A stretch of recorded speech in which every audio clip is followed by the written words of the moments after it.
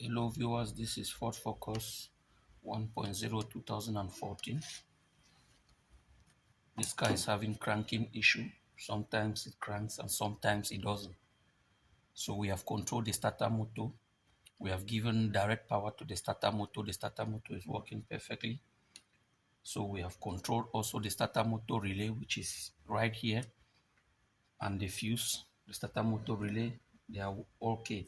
We have even swapped the relay and it still do the same thing. We have controlled the battery is okay. So the problem was here. You see this fuse box just beside the battery here, this one.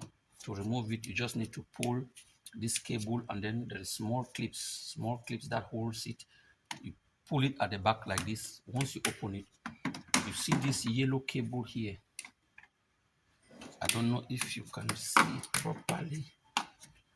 This yellow cable, the yellow cable here, the fuse that is in the yellow cable was cracked inside this one here.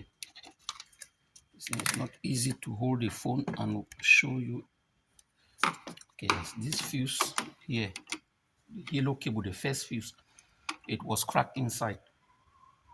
So immediately we swap the fuse, remove this one and put it here. Everything comes back to normal.